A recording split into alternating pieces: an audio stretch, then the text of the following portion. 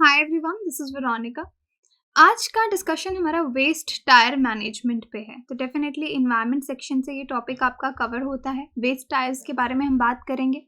आपकी कोई भी क्वेरी हो आप मुझसे कनेक्ट कर सकते हैं सोशल मीडिया पे, because I feel together we can make a huge difference, चाहे फेसबुक, इंस्टाग्राम या टेलीग्राम पे। पीडीएफ आपको सिर्फ और सिर्फ मेरे टेलीग्राम चैनल पे ही मिलेगा। अब देखिए, ministry of environment, forest and climate change जो है, उन्होंने एक नया ड्राफ्ट नोटिफिकेशन प्रिपेयर किया है जिसमें रेगुलेशंस बताई हैं ईपीआर के लिए। ईपीआर क्या है? आपका एक्सटेंडेड प्रोड्यूसर रिस्पॉन्सिबिलिटी।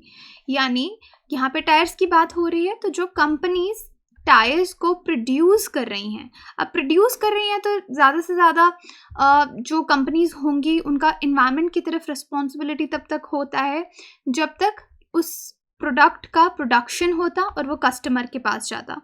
लेकिन एक्सटेंडेड प्रोड्यूसर रिस्पॉन्सिबिलिटी में क्या आता है कि पोस्ट कंज्यूमर स्टेज को भी हम टारगेट करते हैं। पोस्ट कंज्यूमर स्टेज यानी जब आपने अपनी गाड़ी के लिए जैसे टायर्स लिए, अब आपको चेंज करने, तो आप पुराने टायर्स को डिस्कार्ड कर देंगे। तो जिस कंपनी का वो टायर होगा उसकी रिस्पॉन्सिबिलिटी तब भी होगी कि अब वो डिस्कार्ड कैसे किया जाएगा, कहीं वो इन्वायरमेंट को हार्म तो नहीं करेगा।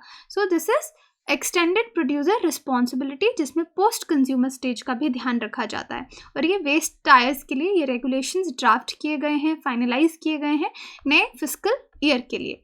अब देखिए, पॉल्यूशन एनवायरनमेंट में बहुत तरीके की है। अभी रिसेंटली हमने प्लास्टिक को बहुत ज़्यादा कवर किया, प्लास्टिक पैलेट्स को, प्लास्टिक नर्डल्स को, उसके बाद नैनो प्लास्टिक आपने देखा किस तरह से स्विट्ज़रलैंड वाले एरिया की स्नो में भी प्लास्टिक पार्टिकल्स बहुत ज़्यादा मात्रा में पाए गए।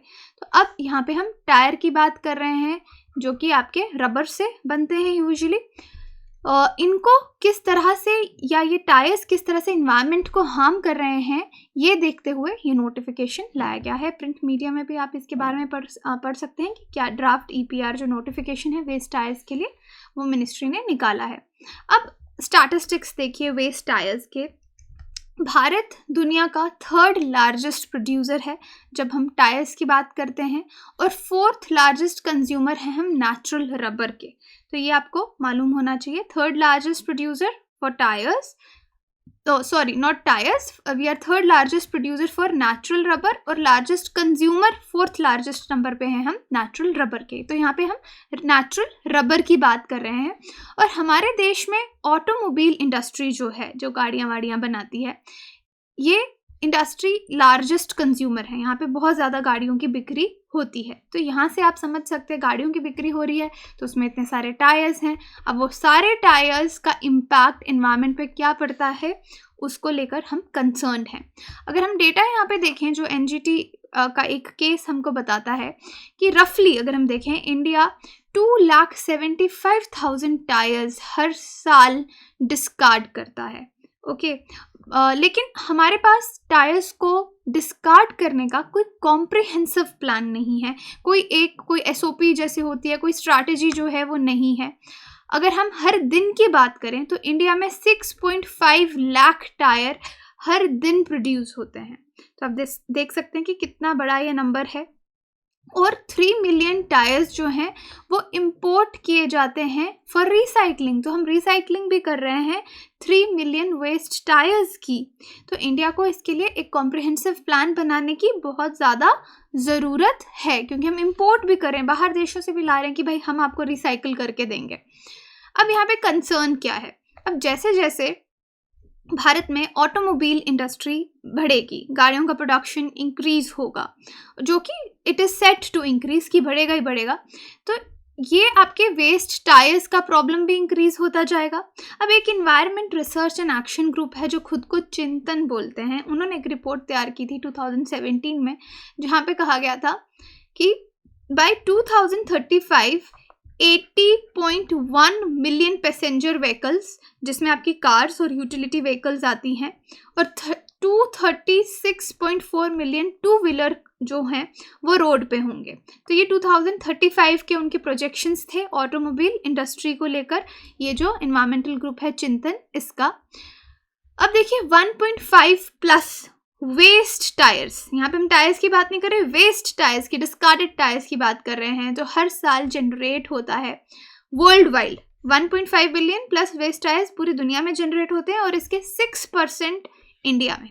तो आप इंडिया का परसेंटेज देख सकते हैं, इसमें 6% है। और इंडिया ऊपर से एक तो ये प्रोड्यूस होता है, इंडिया में जनरेट होता है, हम इंपोर्ट भी करते हैं around 3 lakh tons of tyres, जिनको हम हर साल रिसाइकल करते हैं। अब रिसाइकल में यूजुअली क्या किया जाता है, इसको थर्मोकेमिकल ट्रीटमेंट जो है वो दी जाती है। थर्मोकेमिकल ट्रीटमेंट में हम उसको we subject these tyres to high temperature. High temperature पे सब्जेक्ट करने से क्या होता है, इंडस्ट्रियल ऑयल प्रोड्यूस होता है और कुछ और डेरिवेटिव्स निकलते हैं जिसको फर्दर यूज़ किया जाता है। तो यूजुअली थर्मोकेमिकल ट्रीटमेंट्स जो हैं वो हाई टेम्परेचर पे दी जाती है इन वेस्ट टायर्स को। एक तो ऑलरेडी हम इतना जनरेट कर रहे हैं, ऊपर से इंपोर्ट भी कर रहे हैं। अब इस वजह से पॉल्यूशन जो है वो एक बहुत बड़ा कंसर्न बन चुका है। 2019 में central pollution control board CPCB जिसको आप बोलते हैं, उसने ऑर्डर किया था कि 270 टायर पायरोलिसिस यूनिट्स, जो ये काम करती है थर्मोकेमिकल ट्रीटमेंट देती हैं टायर्स को, इनको पायरोलिसिस यूनिट्स कहा जाता है। 19 स्टेट्स में ये 270 पायरोलिसिस यूनिट्स थी, इनको बंद करने का ऑर्डर दिया गया 2019 में, क्योंकि यहाँ पे पाया गया बहुत ज़्यादा इन्वायरमेंटल नॉर्म्स आपके डिस्टर्ब हो रहे हैं और पोल्यूशन जो है वो दिन ब दिन बढ़ती जा रही है इसकी वजह से। तो इन यूनिट्स को बंद करने का ऑर्डर आया था। अब जो आपकी ये नई EPR रजीम है, यहाँ पे मिनिस्ट्री ने एक एक्सपर्ट कमेटी को अपॉइंट किया है जिसमें नीति आयोग के रिप्रेजेंटेटिव्स हैं, आपके CPCB के रिप्रेजेंटेटिव हैं, all India rubber and try recycler associations जैसे बनी होती हैं, इनके रिप्रेजेंटेटिव्स हैं। तो ये एक एक्सपर्ट कमेटी बनाई गई है और इस कमेटी को ये काम दिया गया है कि जो जैसे हम बोल रहे हैं कि हम इतना टायर प्रोड्यूस कर रहे हैं, इंपोर्ट कर रहे हैं रिसाइकल के लिए, लेकिन हमारे पास कोई भी कॉम्प्रिहेंसिव टेक्नोलॉजी या कॉम्प्रिहेंसिव स्ट्रैटेजी नहीं है इसको डील करने के लिए। तो इस कमेटी को ये काम सौंपा गया है कि आप एक कॉम्प्रिहेंसिव एक्शन प्लान बनाइए कि हमको किस तरह से वेस्ट टायर्स को डिस्पोज करना है। अब जितनी भी मीटिंग्स, देखिए इस तरह के कोई भी डिसीजंस लिए जाते हैं तो सारे स्टेक होल्डर्स जो होते हैं उनको इन्वॉल्व किया जाता है, उनकी इनपुट्स ली जाती हैं। तो अब इन्होंने एक रिपोर्ट भी तैयार की है जिसमें रिकमेंडेशंस दिए गए हैं EPR को लेकर और नीति आयोग को सबमिट की है उन्होंने ये रिपोर्ट अगस्त 2021 में। अब जो नया हमारे पास नया ड्राफ्ट नोटिफिकेशन आया है बाय 2024-25, यानी तब तक हमें इसको इम्प्लीमेंट भी करना है बाय दीज ईयर्स। तो जितने भी मैन्युफैक्चरर्स हैं या जितने भी इम्पोर्टर्स हैं नए टायर्स के, उनको अब क्या उन पे लागू हो रहा है कि उनको रिसाइकल करना है अपने प्रोडक्ट्स, जो वो टायर बना रहे हैं उनको रिसाइकल भी करना है। शुरू में कहा जा रहा है कि ओके आप 35% से रिसाइकलिंग शुरू कीजिए, फिर आप उसको 75% लेके जाइए अपने प्रोडक्ट्स को फर्स्ट 2 ईयर्स में, और धीरे धीरे 2024 तक आप 100% अचीव कीजिए। तो अभी हम 2022 में हैं, उन्होंने उनको टारगेट ईयर 2024 दिया है नए ड्राफ्ट नोटिफिकेशन में, क्योंकि जैसे मैंने आपको बताया यहाँ पे एक्सटेंडेड रिस्पॉन्सिबिलिटी यानी पोस्ट कंज्यूमर स्टेज की। तो जितने भी मैन्युफैक्चरर्स हैं जो टायर्स प्रोड्यूस करते हैं या इम्पोर्टर्स हैं जो टायर लेके आते हैं, न्यू टायर्स लाते हैं, उनको रिसाइकल करना पड़ेगा, रिस्पॉन्सिबिलिटी अपने प्रोडक्ट्स की उठानी पड़ेगी। बट उन्होंने बोला ओके आप फेस वाइज कीजिए 35%, 75%, देन अचीव 100% बाय 2024, ऐसा ड्राफ्ट नोटिफिकेशन में लिखा है। और यहाँ पे एक चीज़ और है, इस नोटिफिकेशन में इन्होंने बैन किया है import of waste tyres for sole purpose of producing pyrolysis oil और चार। कुछ लोग, कुछ कंपनीज ऐसी हैं जो सिर्फ टायर्स को बाहर से इंपोर्ट इसलिए करती हैं ताकि वो ऑयल प्रोड्यूस कर सकें, इंडस्ट्रियल ऑयल प्रोड्यूस होता है और चार प्रोड्यूस होता है। सिर्फ इस काम के लिए अगर आप वेस्ट टायर इंपोर्ट कर रहे हैं तो उस पर अब बैन लग चुका है, क्योंकि फिर वो लोग रिसाइकलिंग पे बहुत ज़्यादा ध्यान नहीं देते। उसके बाद भी जो डिस्कार्डेड मटेरियल बचता है उसको यूं ही फेंक दिया जाता है, ऐसे ही डिस्कार्ड कर दिया जाता है, इन्वायरमेंट नॉर्म्स का ध्यान नहीं रखा जाता। तो यहाँ पे इस चीज़ को, इस प्रैक्टिस को तो कम्प्लीटली बैन किया गया है नए ड्राफ्ट नोटिफिकेशन में। इसके साथ साथ जितने भी प्रोड्यूसर्स या इम्पोर्टर्स हैं वो रजिस्टर करेंगे खुद को CPCB के साथ और उनको एक EPR सर्टिफिकेट दिया जाएगा कि ये जो कंपनी है या ये जो फर्म है ये एक रजिस्टर्ड रिसाइकलर है इस तरह के प्रोडक्ट्स के लिए। और रिसाइकलर्स जो हैं, जितनी भी फैसिलिटीज़ हैं पायरोलिसिस के रिलेटेड, वो उसका मंथली अपडेट सीपीसीबी को देंगे कि कितने क्वांटिटी जो वेस्ट टायर हैं वो यूज़ हुए, उसमें से कितना एंड प्रोडक्ट प्रोड्यूस हुआ, और ईपीआर सर्टिफिकेट उनको इसी बेसिस पे मिलेगा, इसी रिगार्ड पे मिलेगा।